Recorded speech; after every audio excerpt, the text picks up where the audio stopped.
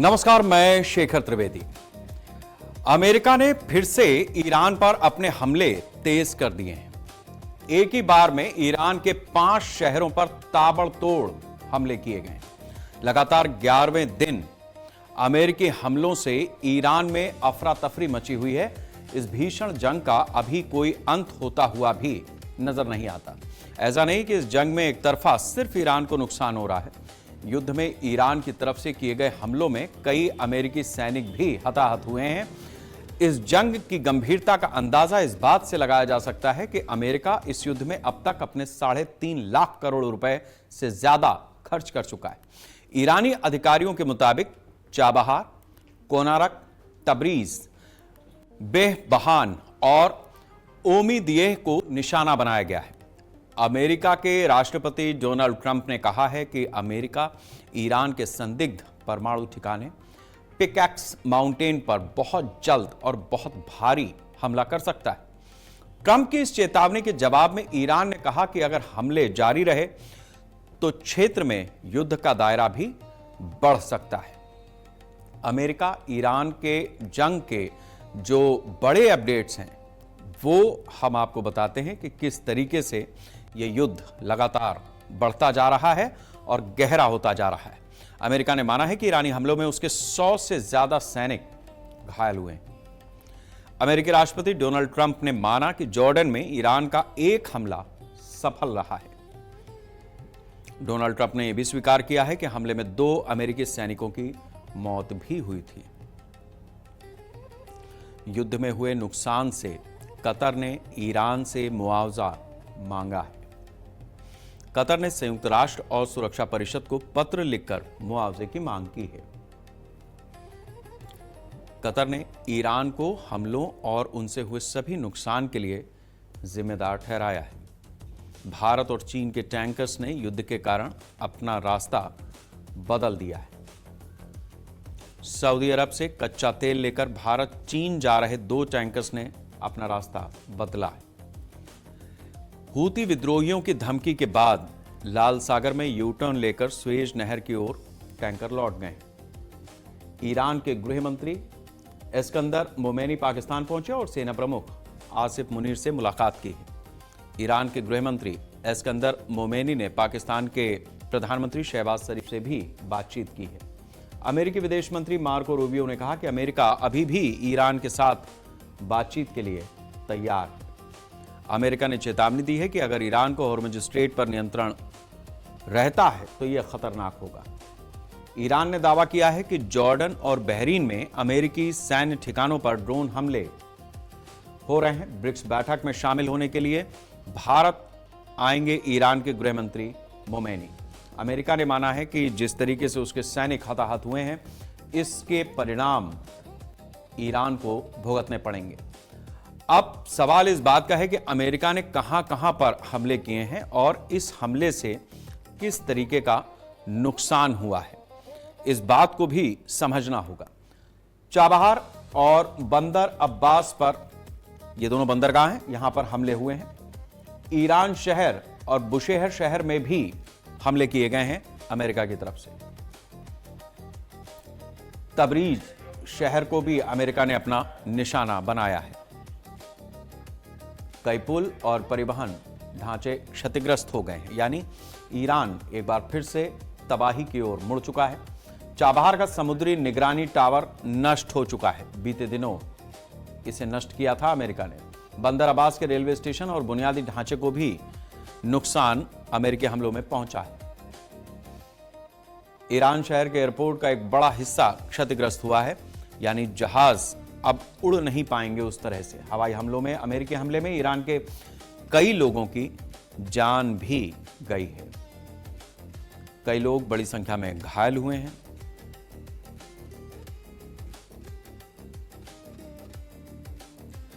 इस तरीके से अमेरिका के जो हमले हुए हैं उससे ज्यादातर ऐसी जगहों पर नुकसान पहुंचा है ईरान को जो या तो उसके आबादी वाले क्षेत्र थे या फिर ईरान का जो कारोबार है वो वहां से आगे बढ़ता था। अमेरिकी कार्रवाई का उद्देश्य और दावा किस तरीके का है वो भी हम आपको बताते हैं। ईरान की मिसाइल क्षमता को कमजोर करना यह अमेरिका का उद्देश्य रहा है। उसका दावा है कि उसने कमजोर किया है। ड्रोन लॉन्च साइट को भी अमेरिका ने निशाना बनाया है। सैन्य कमांड और कंट्रोल सिस्टम को अमेरिका ने नुकसान पहुंचाया है। हॉर्मुज में ईरानी सैन्य गतिविधियों को अमेरिका ने लिमिटेड कर दिया है। यानी हॉर्मुज जिस तरीके से अमेरिका के लिए फायदे का सौदा है, उस जगह पर वो अपना कब्जा बढ़ाना चाहता है। मिसाइल लॉन्चर तबाह किए हैं ईरान के, ताकि उसके जहाजों पर अटैक ना हो। ईरान के ड्रोन बेस को भी भारी नुकसान पहुंचाया गया है अमेरिका की तरफ से, ऐसा उसने दावा किया है। ईरान के एयर डिफेंस सिस्टम को भी निशाना अमेरिका ने बनाया है। ईरान के कई सैन्य कमांड सेंटर हमले में प्रभावित हुए हैं। जिन शहरों में हमले हुए उसका असर किस तरीके से है, यह भी आपके लिए जानना जरूरी है, क्योंकि जिन शहरों पर अमेरिका ने लगातार हमले किए हैं, उन शहरों में चाबहार ईरानी नौसेना और समुद्री निगरानी का प्रमुख केंद्र था। इस लिहाज से उसका नुकसान है। बंदरगाह निगरानी प्रणाली को नुकसान पहुंचा, यानी अब ईरान वो सब कुछ नहीं देख पा रहा है जो अब तक देख रहा था। बंदर अब्बास ईरान नौसेना का सबसे बड़ा बेस था। बंदर अब्बास तेल निर्यात सैन्य लॉजिस्टिक का प्रमुख केंद्र ईरान का रहा है। इस लिहाज से यह बड़ा नुकसान है। ईरान शहर दक्षिण पूर्व ईरान का रणनीतिक शहर है। सैन्य और हवाई गतिविधियों का ईरान शहर लॉजिस्टिक के लिए ईरान के लिए काफी महत्व रखता है। बुशेहर एकमात्र सक्रिय परमाणु बिजली संयंत्र इसी प्रांत में है। ईरान के बुशेहर में नौसैनिक और सैन्य प्रतिष्ठान मौजूद हैं। तबरीज उत्तर पश्चिम ईरान का प्रमुख सैन्य और औद्योगिक शहर है। ईरान का तबरीज शहर एयरबेस मिसाइल ठिकानों के लिए काफी मायने रखता है। तो इस तरह से जहां जहां अमेरिका ने हमला किया है, उसमें ईरान को जिस तरीके का नुकसान हुआ है, उसकी भरपाई तो बहुत ही मुश्किल है। इसके साथ साथ यह भी हमें समझना होगा कि ईरान के ऐसे हर प्रमुख केंद्र पर जहां पर सैन्य ठिकाने हो सकते थे या ईरान अपनी गतिविधियों को आगे बढ़ाता है, उस हर जगह को अमेरिका ने अपना निशाना बनाया है। अब इस युद्ध का वैश्विक स्तर पर किस तरीके का असर है, यह भी समझिए। युद्ध बढ़ने पर तेल आपूर्ति बाधित होना तय है। अभी भी हो रही है, आगे और बढ़ सकती। तेल और गैस की कीमतों में भी भारी उछाल आने की संभावना है। पेट्रोल डीजल के साथ रसोई गैस भी महंगी हो सकती है। ऊर्जा महंगी होने से परिवहन लागत काफी बढ़ जाएगी और इसका असर बाकी चीजों पर भी पड़ेगा। खाद्य पदार्थ, उर्वरक, प्लास्टिक, औद्योगिक उत्पाद, ये सभी चीजें महंगी होती जाएंगी।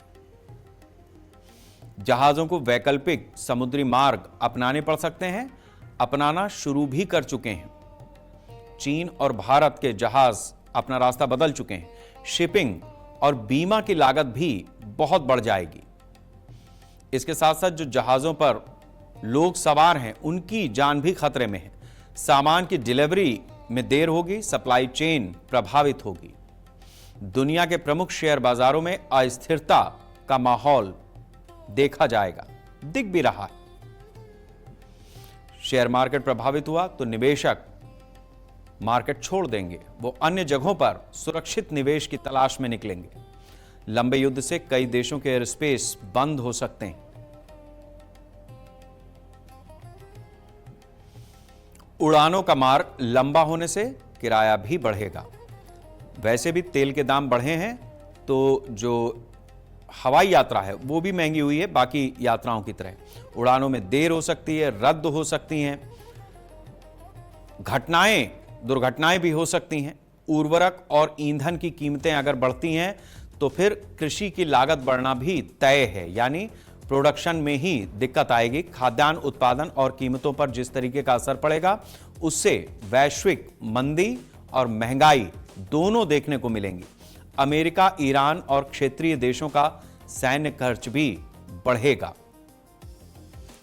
दूसरे देश भी रक्षा बजट बढ़ाने पर मजबूर हो सकते हैं, क्योंकि जो लोग अमेरिका से मदद लेते हैं या जो ईरान पर निर्भर हैं या ईरान खुद भी, बजट बढ़ेगा।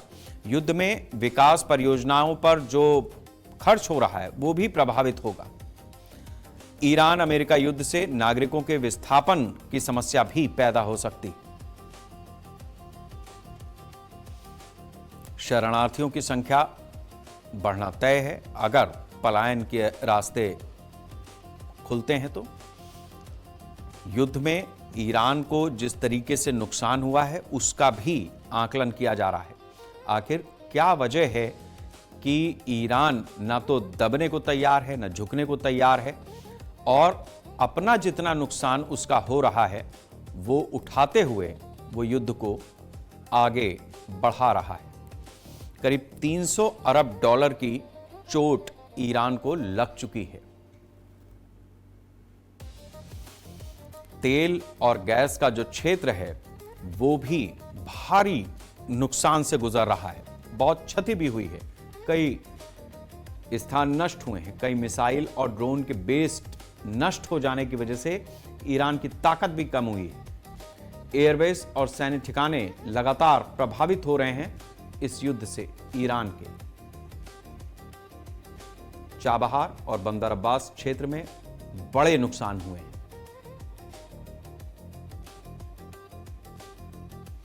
पुल, सड़क और रेलवे ढांचा क्षतिग्रस्त हुआ है। हजारों मौतें और कई हजार लोग घायल हुए हैं। युद्ध के कारण लाखों लोग विस्थापित हुए हैं।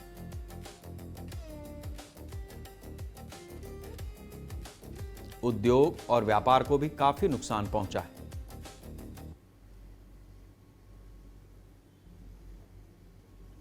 रियाल पर दबाव, महंगाई और आर्थिक संकट बढ़ा है। युद्ध से अमेरिका को किस तरीके का नुकसान हुआ है यह भी समझिए, क्योंकि नुकसान युद्ध में सिर्फ एक हिस्से का नहीं होता।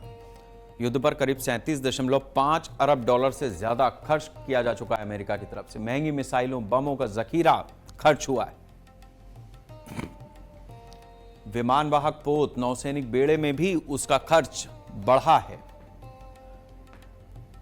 लड़ाकू विमानों के ऑपरेशन पर भारी खर्च आता है, जो अमेरिकी इकोनॉमी को डैमेज ही कर रहा है। मध्य पूर्व के अमेरिकी बेस पर खर्च बढ़ाना पड़ा है, क्योंकि अमेरिका कई और देशों को भी सुरक्षा देता है।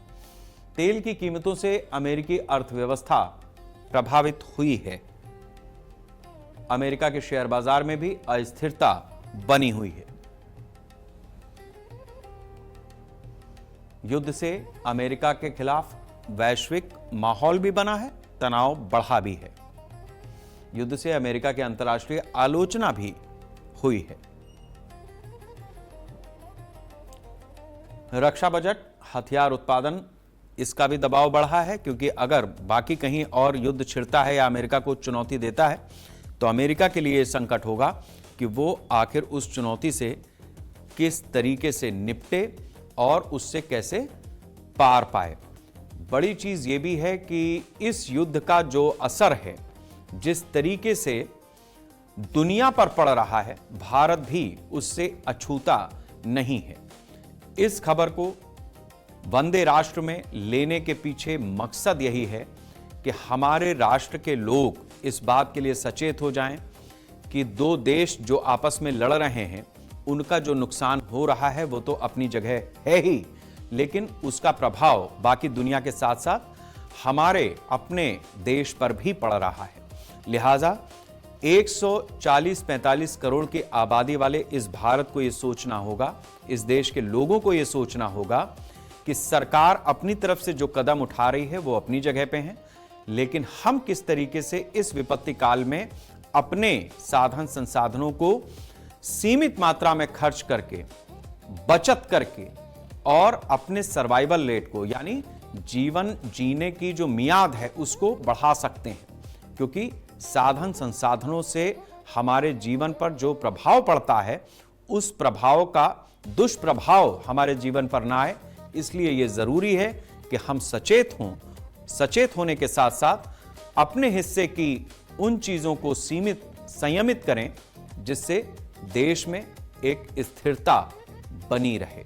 नेपाल, जो एक समय भारत का सबसे खास मित्र देश माना जाता रहा है, उसके साथ बहुत पुराने सांस्कृतिक संबंध थे, अब वो ऐसी हरकतें करने लगा है जिसको लेकर के कई सवाल उठ रहे हैं। हालांकि जब नेपाल पर दबाव बना तो उसने अपनी हरकत को सुधारने का काम भी किया, लेकिन गलती नेपाल ने की है और उसे कभी भुलाया भी नहीं जा सकता। नेपाल सरकार ने एक बड़ा कूटनीतिक कदम उठाते हुए अपने 1 रुपए के नए सिक्के से भारत के अभिन्न भूभाग कालापानी, लिपुलेख और लिम्पियाधुरा को दर्शाने वाले विवादित राजनीतिक नक्शे को हटा दिया है। नेपाल कैबिनेट ने नेपाल राष्ट्र बैंक के उस प्रस्ताव को मंजूरी दे दी है जिसके तहत 1 रुपए के नए सिक्के पर अब नक्शे की जगह मुस्तांग जिले में स्थित ऐतिहासिक लो ग्याकर मठ की तस्वीर उकेरी जाएगी। विशेषज्ञ इस फैसले को भारत और नेपाल के बीच संबंधों को पुनः स्वाभाविक बनाने की दिशा में एक महत्वपूर्ण शुरुआत मान रहे हैं। जानकार लोगों का कहना है कि नेपाल को सच्चाई माननी ही पड़ेगी। नेपाल का जो विवादित सिक्का है वो किस तरीके का है जिस पर भारत ने ऐतराज जताया, सबसे पहले इस बात को हम समझने की कोशिश करते हैं। नेपाल ने विवादित नक्शा सिक्के पर, अपनी मुद्रा पर शामिल किया। 1-2 के सिक्कों के 100 रुपए के नोट पर इस विवादित नक्शे को उकेरा गया जिस पर भारत को आपत्ति थी। कालापानी, लिपुलेख, लिम्पियाधुरा को नेपाल का हिस्सा दिखाया गया था। इस मुद्रा में भारत ने नेपाल के सिक्के और नोट पर नक्शे का विरोध जताया। कालापानी, लिपुलेख और लिम्पियाधुरा को लेकर भारत ने अपना ऐतराज नेपाल सरकार के सामने रखा। नेपाल ने सन 1816 की सुगौली संधि का उल्लंघन किया है, इस बात का भी भारत ने जिक्र किया। भारत का कहना था कि कालापानी, लिपुलेख और लिम्पियाधुरा ये भारत का हिस्सा है। नेपाल का कहना था कि सुगौली संधि के अनुसार तीनों क्षेत्र नेपाल के हैं। विवादित नक्शे वाले सिक्के और नोट जारी करने से भारत और नेपाल में तनाव बढ़ गया था। विवाद बढ़ने के बाद नेपाल ने 1 रुपए के सिक्के से विवादित नक्शे को हटा दिया है। नेपाल ने सिक्के पर लो ग्याकर मठ की तस्वीर लगाने को मंजूरी दे दी।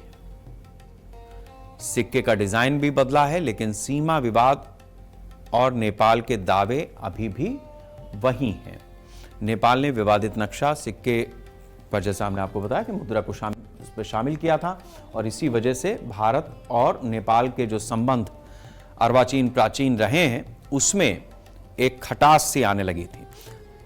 भारत ने विरोध जताया तो उसने नक्शा बदला है, मुद्रा का परिवर्तन किया है, लेकिन नेपाल में सिक्का जारी करने की जो प्रक्रिया है वो किस तरीके की है वो भी आप समझिए कि आखिर ये सब कैसे क्यों संभव हुआ है।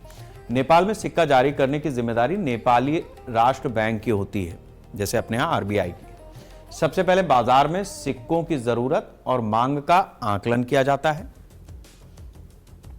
नेपाल राष्ट्र बैंक सिक्के के मूल्य वर्ग और डिजाइन का प्रस्ताव तैयार करता है। सिक्के पर चित्र, प्रतीक, नक्शा या ऐतिहासिक चिन्ह उकेरा जाता है, तय किया जाता है। नए डिजाइन वाले सिक्के के लिए नेपाल सरकार की मंजूरी जरूरी होती है। मंजूरी के बाद सिक्का बनाने के लिए टकसाल का चयन किया जाता है। नेपाल राष्ट्र बैंक टेंडर के जरिए सिक्का बनाने वाली कंपनियों का चयन करता है। चुनी हुई टकसाल सिक्के की डिजाइनिंग, ढलाई और आपूर्ति करती है। बने हुए सिक्कों की गुणवत्ता जांची जाती है। जांच में वजन, धातु, आकार, डिजाइन, इन सारी चीजों की पुष्टि होती है। स्वीकृत सिक्कों को नेपाल राष्ट्र बैंक के मुद्रा भंडार में रखा जाता है। इसके बाद सिक्के बैंकों के माध्यम से बाजार में आ जाते हैं। सिक्का जारी होने के बाद नेपाल में एक वैध मुद्रा के रूप में इसे जाना जाता है। पुराने सिक्के बदलने या नए डिजाइन के लिए एक बार फिर से यही प्रक्रिया पूरी अपनाई जाती है। कैंसिलेशन में भी सिक्के पर किसी विवादित डिजाइन या प्रतीक को बदलने के लिए भी गुंजाइश है। सिक्के का डिजाइन, प्रतीक बदलने के लिए सरकार, नेपाल राष्ट्र बैंक की मंजूरी जरूरी होती है। तो इस तरीके से जो विवाद था उसको नेपाल ने अपनी आंतरिक प्रक्रिया से समाप्त करने की भी कोशिश की है। अब भारत और नेपाल के बीच में जो सीमा विवाद है वो किस तरीके का है ये भी आप समझिए, ताकि भारत की जो आपत्तियां रही हैं वो क्यों रही हैं। भारत और नेपाल के बीच करीब 1850 किलोमीटर लंबी खुली सीमा है। भारत नेपाल सीमा पर दोनों देशों के नागरिकों की आवाजाही आसानी से हो जाती है। सीमा विवाद मुख्य रूप से उत्तराखंड के कालापानी, लिपुलेख और लिम्पियाधुरा क्षेत्र को लेकर है। नेपाल का दावा है कि ये क्षेत्र उसके हिस्से में आते हैं और इसका आधार 1816 की सुगौली संधि है। भारत का कहना है कि कालापानी क्षेत्र लंबे समय तक उसके प्रशासन और सुरक्षा नियंत्रण में। विवाद की सबसे बड़ी वजह काली नदी के उद्गम स्थान को लेकर मतभेद हैं। नेपाल के अनुसार काली नदी का स्रोत लिम्पियाधुरा है, जबकि भारत इस दावे को स्वीकार नहीं करता है। लिपुलेख दर्रा भारत चीन सीमा के पास स्थित है और रणनीतिक रूप से बहुत महत्वपूर्ण है। 2020 में नेपाल ने नया राजनीतिक नक्शा जारी किया था, सिक्का, जिसका भारत ने विरोध किया। नेपाल ने नक्शे में कालापानी, लिपुलेख और लिम्पियाधुरा को अपना हिस्सा दिखा दिया था। नेपाल की संसद ने इस नए नक्शे को संवैधानिक संशोधन के जरिए मंजूरी दी। भारत ने नेपाल के इस कदम को एक तरफा बताते हुए अपनी आपत्ति दर्ज कराई थी। नेपाल ने इसी नक्शे को अपनी कुछ मुद्रा और सिक्कों पर भी दर्शाया, जिससे विवाद और बढ़ गया। दूसरा विवाद सुस्ता क्षेत्र पर है, जहां गंडक नदी की रास्ता बदलने से सीमा की स्थिति बदल गई। भारत नेपाल के बीच सीमा तय करने के लिए संयुक्त तकनीकी समितियां और कूटनीतिक वार्ताएं हुई हैं। भारत नेपाल के बीच ऐतिहासिक, सांस्कृतिक और आर्थिक संबंध पहले से मजबूत हैं। भारत नेपाल में हमेशा विवाद का समाधान बातचीत के जरिए करने पर ही जोर दिया गया है। भारत नेपाल में मुख्य विवाद जमीन का दावा, पुराने नक्शों की व्याख्या और सीमा निर्धारण को लेकर है। तो इस लिहाज से जो विवाद बीते दौर में शुरू हुआ, उससे उबरते हुए ये एक नया इसमें मोड़ आया है। भारत नेपाल के बीच जो बड़े विवाद हैं वो किस तरीके के हैं ये भी हम आपको बताते हैं। 1816 में सुगौली संधि, जिसमें काली नदी को सीमा मानने के बाद वास्तविक क्षेत्र माना गया। 1850 में शांति मैत्री संधि हुई, जिसमें नेपाल में संधि की समीक्षा की मांग को लेकर मतभेद है। 1889 में व्यापार पारगमन विवाद, जिसमें व्यापार समझौते, सीमा नाकों को लेकर तनाव हुआ। 1997 में महाकाली नदी विवाद में जल संसाधन और पानी के बंटवारे को लेकर मतभेद उभरे। 2015 में संविधान और सीमा तनाव में नेपाल के संविधान और मधेसी आंदोलन पर मतभेद हुए। 2019 में सीमा नक्शा विवाद में भारत के नए नक्शे में कालापानी क्षेत्र पर नेपाल की आपत्ति आई। 2020 में कालापानी, लिपुलेख और लिम्पियाधुरा विवादों के जरिए नेपाल ने अपने नए नक्शे जारी किए। 2020 में लिपुलेख सड़क विवाद पर भारत द्वारा लिपुलेख तक सड़क बनाने पर नेपाल की आपत्ति आई। 2024 में नेपाल के 100 रुपए के नोट पर विवादित नक्शे पर भारत ने अपनी आपत्ति दर्ज कराई है। 2026 तक कालापानी, लिपुलेख, लिम्पियाधुरा, सुस्ता क्षेत्र को लेकर भारत नेपाल में मतभेद बढ़े हैं। तो इन मतभेदों को किस तरीके से सुलझाया जाए, इसको लेकर के जो रास्ता भारत और नेपाल के बीच परंपरागत रूप से रहा है वो बातचीत का ही रहा है। भारत और नेपाल के बीच लंबे समय से बड़ा व्यापार होता रहा है। भारत से सामान नेपाल जाता है और नेपाल से सामान भारत आता रहा है। भारत और नेपाल के बीच व्यापारिक संबंध बहुत पुराने हैं, मजबूत भी हैं। सबसे बड़ा भारत का नेपाल साझेदार है।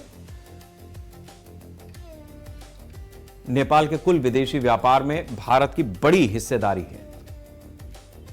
दोनों देशों के बीच व्यापार की नींव 1996 के भारत नेपाल व्यापार समझौते से पड़ी थी। भारत नेपाल को पेट्रोलियम पदार्थ, दवाएं, खाद्यान्न, इलेक्ट्रॉनिक सामान निर्यात करता है। नेपाल भारत को मुख्य रूप से बिजली, कृषि उत्पाद, जूट जैसी वस्तुएं निर्यात करता है। भारत नेपाल के लिए सबसे बड़ा ऊर्जा साझेदार भी है। नदियां बहुत हैं, हिमालयी क्षेत्र है, बांध हैं। दोनों देशों के बीच खुली सीमा की वजह से छोटे और स्थानीय व्यापार को भी बढ़ावा मिलता है। भारत नेपाल में सड़क, रेल लाइन, पाइपलाइन इंफ्रास्ट्रक्चर परियोजनाओं में भी निवेश हुआ है, सहयोग रहा है। दोनों देशों की अर्थव्यवस्था रोजगार के लिए बहुत महत्वपूर्ण है। अब ऐसे रिश्तों को जाहिर सी बात है कि कोई भी देश खोना नहीं चाहेगा। भारत और नेपाल में कूटनीतिक संबंध भी हैं, यानी दोनों देशों की सरकारें समय समय पर अपनी बातों को एक दूसरे के साथ में न सिर्फ साझा करती रही हैं, बल्कि एक दूसरे की समस्याओं और उपयोगिताओं को समझकर अपनी नीतियों को बदलती आई हैं, बनाती आई हैं। भारत और नेपाल के बीच कूटनीतिक संबंध 1950 से औपचारिक रूप से स्थापित हैं। पड़ोसी देश है। 1950 की जो भारत और नेपाल के बीच ऐतिहासिक, सांस्कृतिक, धार्मिक, पारिवारिक संबंध बेहद उच्च स्तर पर हैं। दोनों देशों के नागरिकों के बिना वीजा, पासपोर्ट के एक दूसरे के यहां आने जाने पर छूट है। भारत नेपाल का सबसे बड़ा व्यापारिक साझेदार और प्रमुख विकास सहयोगी देशों में से एक है। भारत नेपाल में सड़क, रेल, ऊर्जा, स्वास्थ्य, शिक्षा जैसी कई परियोजनाओं में निवेश करता है, सहयोग करता है। दोनों देशों के बीच सुरक्षा सहयोग भी मजबूत है, खासकर खुली सीमा, आतंकवाद विरोधी मुद्दों पर दोनों देश एक साथ काम करते हैं। भारत नेपाल में जल संसाधन, सीमा, व्यापार को लेकर भी मतभेद कभी कभार सामने आते हैं, लेकिन उनका भी समाधान बातचीत के जरिए तलाशने की कोशिश होती है। जाहिर सी बात है कि भारत और नेपाल के जो संबंध हैं उसमें जिस तरीके की स्थितियां बनी, दोनों ही देश अपनी आपसी समझबूझ से उससे पार पाने की कोशिश करते हैं, ताकि दोनों ही देशों के संबंध मधुर बने रहें और दोनों ही राष्ट्र तरक्की करते रहें। भारत की भी ये कोशिश रहती है कि पड़ोसियों के साथ अच्छे संबंध स्थापित हों। इस दिशा में नेपाल के साथ रोटी और बेटी का जो संबंध भारत का बरसों पुराना है, वो आज भी कायम है। यही वजह है कि बाकी पड़ोसियों के बनस्पत भारत नेपाल के साथ ज्यादा बेहतर रिश्तों की न सिर्फ उम्मीद करता है, बल्कि एक बड़े भाई होने का फर्ज भी अदा करता है। एक गंभीर समस्या से जुड़ी हुई खबर भी है। सिक्किम में बन रही एक सुरंग में 20 मजदूरों की मौत हो गई। ऐसा बताया जा रहा है कि कई मजदूर अभी भी सुरंग के भीतर फंसे हैं। कई घंटों से उनका कुछ पता नहीं चला है। ये तस्वीरें आप सिक्किम की देख रहे हैं। पूर्वोत्तर का राज्य है। यहाँ एक सुरंग का निर्माण हो रहा था और उसी समय ये हादसा हुआ है। सुरंग के अंदर रेस्क्यू ऑपरेशन करने में भी दिक्कतें आ रही हैं। मजदूरों की डेड बॉडी निकालने में भी लंबा समय लगा है। जिस सुरंग में हादसा हुआ है वो सिक्किम के नामची जिले में बन रही थी। नामची जिले के सामरदोंग स्थित NHPC की निर्माणाधीन तीस्ता स्टेज 6 जल विद्युत परियोजना की सुरंग में हादसा होने से एक बार फिर सुरंग में काम करने वाले मजदूरों की सुरक्षा पर सवाल खड़े हो रहे हैं। सुरंग हादसे के बाद प्रधानमंत्री नरेंद्र मोदी ने सिक्किम के मुख्यमंत्री प्रेम सिंह तमांग से फोन पर बातचीत की है, जानकारी ली है। जो बचाव अभियान चल रहा है उसकी समीक्षा करते हुए प्रधानमंत्री ने राज्य सरकार को केंद्र की ओर से हर संभव मदद का आश्वासन भी दिया है। तो ये एक बड़ा हादसा हमारे देश में हुआ है। अब ये हादसा हुआ कैसे, किस तरीके की ये सुरंग थी, क्या है इस पूरे हादसे की हकीकत, इस बात को समझिए। सिक्किम के समरडुंग में तीस्ता स्टेज 6 ये सुरंग तैयार हो रही थी। जल विद्युत परियोजना के निर्माणाधीन सुरंग में यह हादसा हुआ है। यह सुरंग एनएचपीसी की परियोजना का हिस्सा थी, जहां निर्माण कार्य चल रहा था। सुरंग के अंदर अचानक गैस रिसाव और विस्फोट की वजह से यह हादसा हुआ है। धमाके के बाद सुरंग का एक हिस्सा क्षतिग्रस्त हो गया और कई मजदूर फंस गए। हादसे के समय सुरंग में काम कर रहे मजदूर और कर्मचारी इस हादसे में प्रभावित हुए हैं। बचाव काम के लिए एनडीआरएफ, स्थानीय प्रशासन और राहत दलों को काम पर लगाया गया है। रेस्क्यू टीमों को सुरंग के अंदर अंधेरा, गैस और मलबे से काफी दिक्कतें हो रही हैं।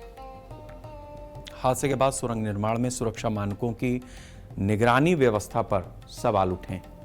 सिक्किम के समरडुंग में ये जो सुरंग तैयार की जा रही थी, इस हादसे के बाद एक बार फिर से ऐसी बड़ी परियोजनाओं पर जो मजदूर काम करते हैं, उनकी सुरक्षा व्यवस्था जो तैयार की जाती है, उसका जो रोड मैप होता है, उस पर सवाल उठे हैं। ये भी आपको हम बता दें कि सुरंग में रेस्क्यू करना काफ़ी कठिन होता है। ये क्यों कठिन होता है, इस बात को भी समझिए। सुरंग के अंदर सीमित जगह होती है, जिसकी वजह से बचाव दल को काम करने में मुश्किलें आती ही आती हैं। मलबा गिरता है तो सुरंग दोबारा धंसने का खतरा हमेशा बना रहता है, क्योंकि नीचे से वो पोली होती है, खुदाई चली रही होती है। सुरंग में ऑक्सीजन और कमी होती है, ऑक्सीजन की जाहिर सी बात है, और जहरीली गैसों का भी खतरा होता है। सुरंग के अंदर अंधेरा और दृश्यता बचाव कार्य को धीमा कर देती है। मलबे के नीचे फंसे हुए लोगों को निकालने के लिए या उन तक पहुंचने के लिए विशेष तकनीक की ज़रूरत होती है, मशीनों की ज़रूरत होती है। कई बार ये पता लगाना मुश्किल होता है कि किस जगह पर लोग फंसे हैं। आमतौर पर ऐसी सुरंगें काफ़ी लंबी होती हैं। संचार व्यवस्था कमज़ोर होती है। अंदर और बाहर मौजूद टीमों के बीच में जो संपर्क होता है, कोऑर्डिनेशन होता है, उसमें भी कमी आती है। भारी उपकरणों को सुरंग के भीतर ले जाना और उनका इस्तेमाल करना, ये भी चुनौती होती है। पानी का रिसाव, कमज़ोर चट्टान और भूस्खलन का खतरा रेस्क्यू ऑपरेशन को और ज़्यादा कठिन बना देता है। सुरंग के अंदर सीमित जगह होने की वजह से इस तरीके की दिक्कतें आती हैं, लेकिन जो मजदूर काम कर रहे होते हैं उन्हें आमतौर पर सिक्योरिटी इक्विपमेंट्स दिए जाते हैं, लेकिन बावजूद इसके इस तरीके के हादसे कई बार सामने आते हैं। सुरंग में रेस्क्यू के दौरान मीथेन गैस बनती है, जो एक बड़ी चुनौती होती है। अब ये मीथेन गैस क्यों बनती है, ये भी समझना जरूरी है। सुरंगों और चट्टानों में जमीन के अंदर फंसी मीथेन गैस अचानक बाहर निकल सकती है। मीथेन गैस अत्यधिक ज्वलनशील होती है और विस्फोट संभव है। रेस्क्यू के दौरान मशीनों की चिंगारी, बिजली के उपकरण या घर्षण से भी आग लगने का खतरा होता है। मीथेन गैस दिखाई नहीं देती और इसमें गंध भी नहीं होती, इसलिए इसका पता लगाना और ज्यादा कठिन है। गैस बढ़ने पर सुरंग के अंदर ऑक्सीजन की मात्रा कम हो जाती है, जिससे दम घुटने के भी खतरे होते हैं। रेस्क्यू टीम को गैस डिटेक्टर और विशेष सुरक्षा उपकरणों के साथ काम करना पड़ता है, वरना जो लोग फंसे उन पर भी बनाती है। मीथेन मिलने पर बचाव अभियान को धीमा करना पड़ सकता है ताकि विस्फोट ना हो। सुरंग के अंदर वेंटिलेशन सिस्टम के जरिए गैस को बाहर निकालना एक टेढ़ा काम है। मीथेन गैस की मौजूदगी में भारी मशीनों, बिजली उपकरणों का इस्तेमाल बहुत सावधानी से किया जाता है ताकि कोई दोबारा हादसा ना हो। मीथेन गैस सुरंग हादसों में फंसे लोगों तक पहुंचने और रेस्क्यू के लिए बड़ी चुनौती बनी हुई है।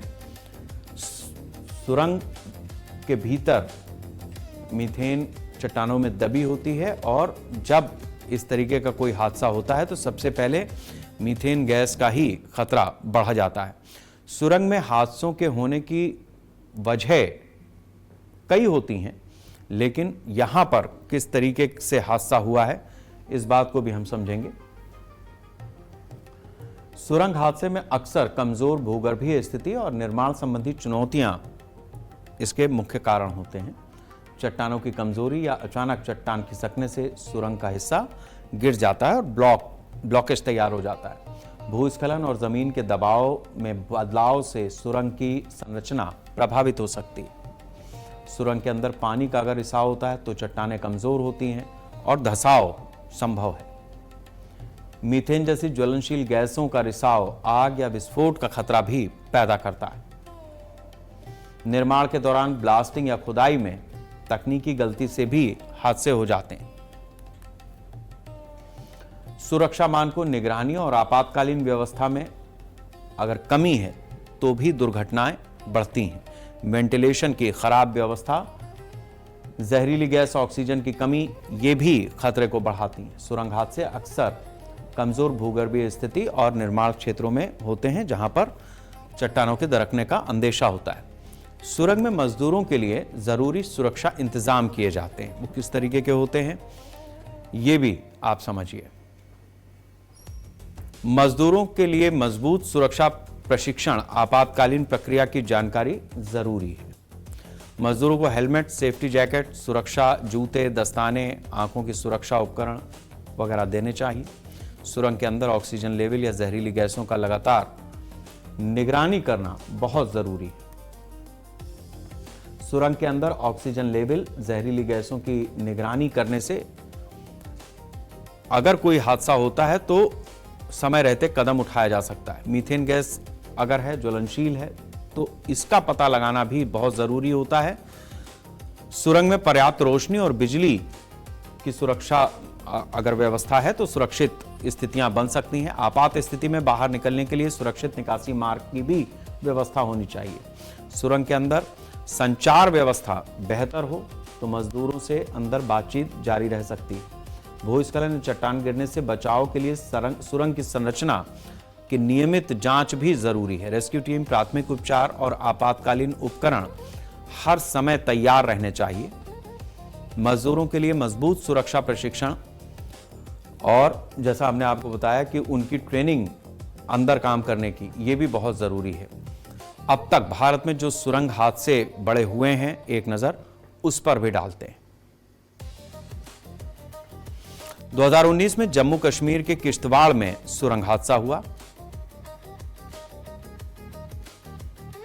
2021 में जम्मू कश्मीर में रामबन में सुरंग हादसा हुआ। 2022 में जम्मू कश्मीर के जोजिला सुरंग हादसा हुआ। 2023 में उत्तराखंड के उत्तरकाशी सिलक्यारा सुरंग हादसा हुआ। सिलक्यारा सुरंग हादसे में 41 मजदूर 17 दिन तक फंसे रहे। 2024 में जम्मू कश्मीर में सुरंगों के अंदर भूस्खलन हुआ। 2025 में सिक्किम के तीस्ता परियोजना सुरंग हादसा,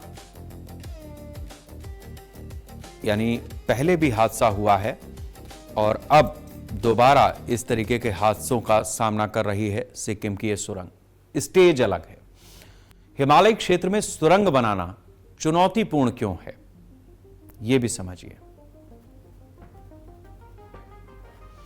हिमालय की चट्टानें भूगर्भीय रूप से सक्रिय और कमजोर होती हैं। हिमालय क्षेत्र में भूस्खलन का सबसे ज्यादा खतरा रहता है। निर्माण कार्य और सुरक्षा व्यवस्था यहां हमेशा प्रभावित होती है। चट्टानों की संरचना हर जगह एक सी नहीं होती।